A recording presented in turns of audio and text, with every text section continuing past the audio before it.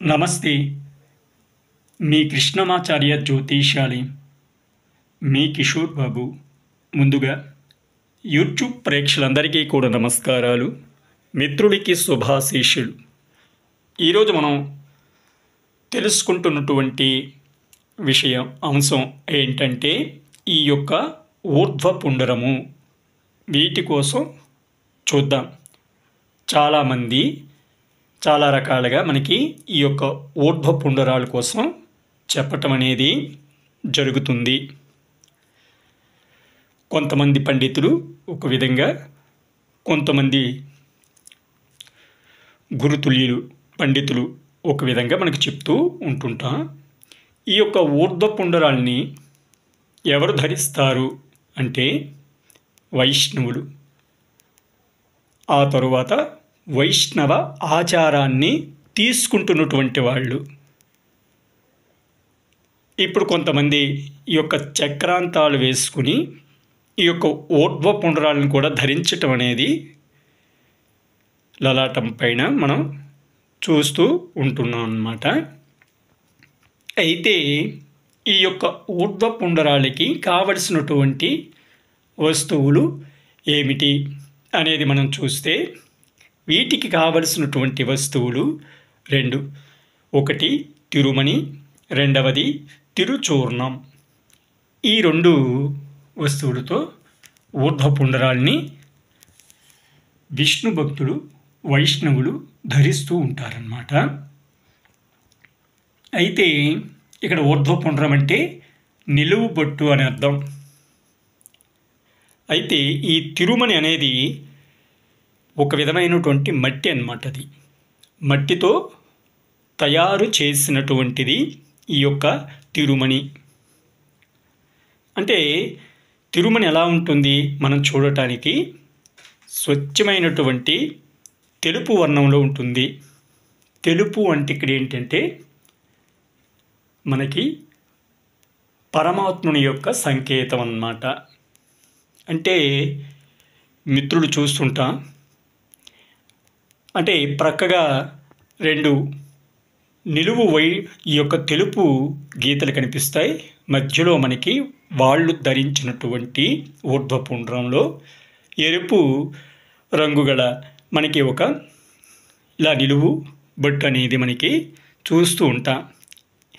అది వైట్ అనేది తిరుమణి. ఈ మధ్యలో ఎరుపు కలర్తో పెట్టినటువంటిది తిరుచూర్ణం అన్నమాట. ఈ తెలుపు అనేది పరమాత్మ సంకేతం.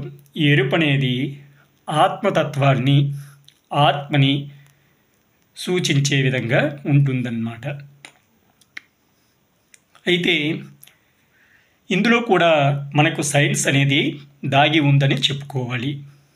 ఏంటంటే తిరుమణి అంటే ఈ తెలుపు రంగుది చలువ చేస్తుందన్నమాట. ఈ ఎరుపు రంగు గల తిరుచూర్ణం అనేది ఏమైనా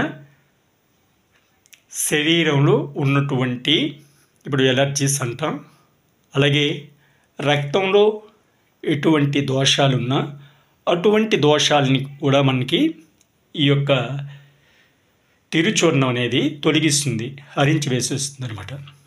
అయితే ఇక్కడ మనం త్రికారాల్ని చెప్పుకోవాలి.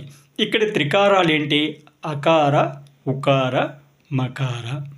అంటే మనం ధరిస్తున్నటువంటి ఈ యొక్క మూడు నిలువు రేఖల ఊర్ధ్వపుండరాలు అకార, ఉకార, మకార త్రికారాల్ని సూచిస్తుందన్నమాట.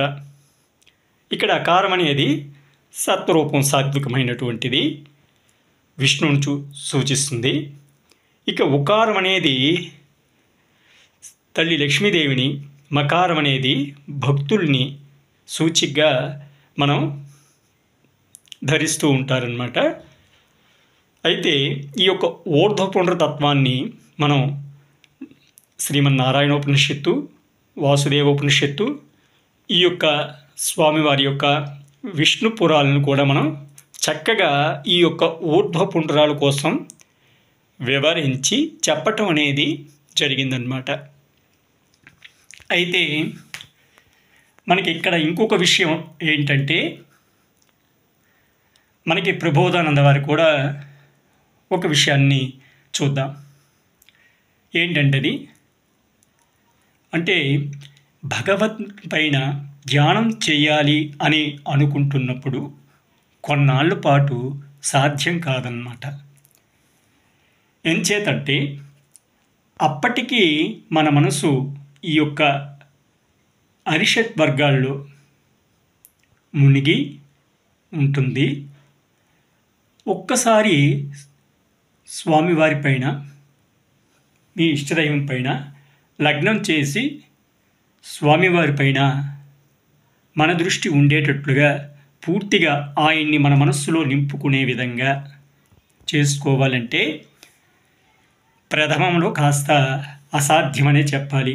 ఎందుకంటే మనం కూర్చుంటాం, సాక్షాత్తు మూల విరాట్ని మన మనసులో పెట్టుకుంటాం, కానీ ఇతరత్ర ఆలోచనలు అనేవి మన మనస్సులోకి ప్రవేశమైపోతాయి. అప్పుడు ఈ యొక్క ధ్యానం దృష్టి అనేది కాస్త సడులుతుంది. మళ్ళీ వెంటనే అలర్ట్ అయ్యి మళ్ళీ స్వామివారిని మనం మనసులో పెట్టుకోవడం జరుగుతుంది. ఇలా కొన్నాళ్ళు ఈ యొక్క అభ్యాసం అనేది చేస్తూ చేస్తూ వెళ్ళాలి. అలాంటి పక్షంలోనే కొన్నాళ్ళకి అలవాటై ఇతరత్ర వాసనలు అనేవి రాకుండా సాక్షాత్తు ఆ యొక్క దైవనామ స్మరణ, సాక్షాత్తు మూల విరాటే మనకి మనసులో ఉంటారన్నమాట. అయితే ఇది నేను మీతో ఎందుకు చెప్తున్నాను అంటే, దానికి ప్రతీకగా ఆయన చెప్పారు. ఈ యొక్క తెలుపు నిలువు రేఖలు అనేవి మనకేం చెప్తుందని చెప్పాను నేను. అవి ఎరుపు అనేది ఆత్మకారకత్వం చెప్పాను మీకు. తెలుపు అనేది పరమాత్మత్వాన్ని చెప్పాను. అంటే ఇక్కడ తెలుపు అనేది స్వచ్ఛమైనటువంటి మనస్సుకు చిహ్నం. అంటే దాని అర్థం ఏంటంటే, ముందు మనస్సుని లగ్నం చేయాలి.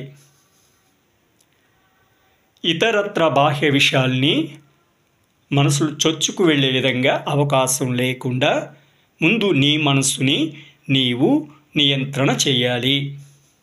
దేని కొరకు? భగవంతుణ్ణి పూర్తిగా భగవద్ధ్యానంలో నిమగ్నం అయ్యేటంత. అంచేత వాటికి ప్రతీకగా స్వచ్ఛమైనటువంటి మనస్సుకు చిహ్నంగా ఆ యొక్క తెలుపు నిలువు రేఖలు ఉంటాయి. చూసారా?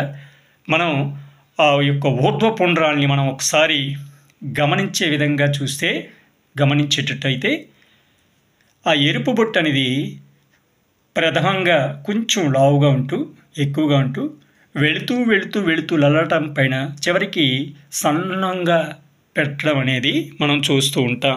అంటేటి ముందు జీవుడు అనే నీవు, అంటే వైటు రేఖలు అనే నీవు ముందు ఎక్కడ ధ్యానం చేయాలి? నీ ఆత్మని నువ్వు కంట్రోల్ చేయాలి. నువ్వు ఆత్మ సాక్షాత్కారాన్ని పొందాలి ప్రథమంగా. అంటే అది కాస్త కష్టంగా ఉంటుంది కాబట్టి కొంచెం ఆ బొట్టును మనం వెడల్పుగా ఉంటుంది, అంటే కొంచెం ఆలోచనలతో నిండుకొని ఉంటుంది కాబట్టి అలా అలా అలా అలా సాధన చేస్తూ చేస్తూ చేస్తూ వెళ్ళటం వలన చివరికి పూర్తిగా ఆత్మ సాక్షాత్కారాన్ని పొంది చివరికి ఈ యొక్క పరమాత్మలో లీనమైపోతావు అని. అంటే ఏంటి? ప్రథమంగా కొంచెం ఎక్కువగా ఉంటూ అలా అలా అలా రేఖ వెళుతూ వెళుతూ వెళుతూ చివరికి సన్నంగా శూన్యంగా వెళ్ళిపోతుంది. అంటే జీవుడు అనేవాడు ఆత్మ సాక్షాత్కారాన్ని పొందినట్లయితే ధ్యానంతో మనస్సును లగ్నం చేసి ఆత్మ పైన దృష్టి పెట్టినట్లయితే చివరకు అలా సాధన చేస్తూ ఉండటం వలన ఆత్మ సాక్షాత్కారాన్ని పొంది చివరికి పరమాత్మతో లీనమైపోతావు. అటువంటి వ్యక్తికి విషయవాసనలు ఏవి అంటావు? అరిషడ్ వర్గాలు తెలియవు.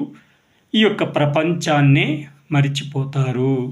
అంటే దైవ స్వరూపులు, దైవజ్ఞానులు అని అర్థం. దానికి ప్రతీకగా ఈ ఊర్ధ్వపుండ్రాల్ని కొంతమేరకు వివరించి పండితులు అనేది చెప్పడం జరిగింది. అయితే మనం నామాలు